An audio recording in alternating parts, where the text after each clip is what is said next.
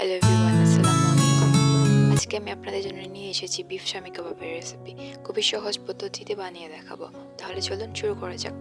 প্রথমে আমি একটা হাঁড়িতে হাফ কাপ সমান গরুর মাংস নিয়ে নিলাম। তারপরে নিয়ে নিলাম 1 কাপ পরিমাণ ডাল। ডালটাকে আমি ওভারনাইট ভিজিয়ে রেখেছিলাম।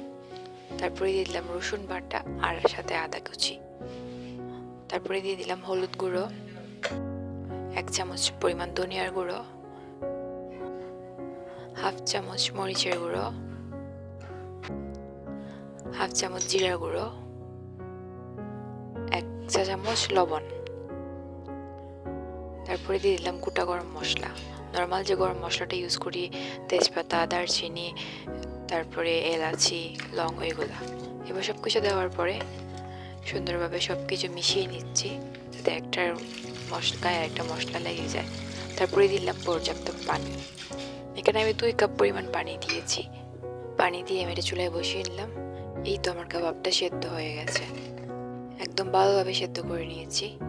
এবার কাবাবগুলো খুব সুন্দরভাবে মিশিয়ে নিতে হবে, যেন কাবাবের শেপ দেওয়া যায়। এবার এই কাবাবের মিশ্রণের মধ্যে আমি পেঁয়াজ বেরেস্তা অ্যাড করব। তারপরে দিয়ে দেবো কিছুটা ব্রেডক্রাম, যা বাইন্ডিংয়ের কাজ করবে। ব্রেডক্রাম দেওয়ার পরে আমি কাবাবটাকে খুব ভালোভাবে মেখে নেব, যাতে ভালোভাবে শেপ দেওয়া যায়।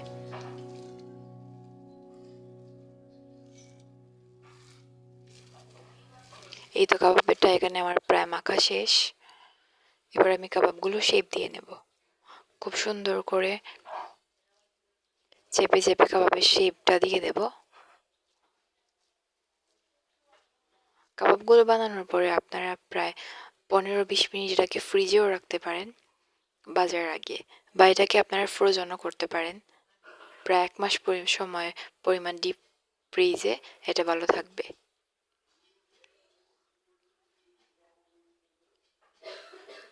এই তো আমার কাবাবটা রেডি হয়ে গেল।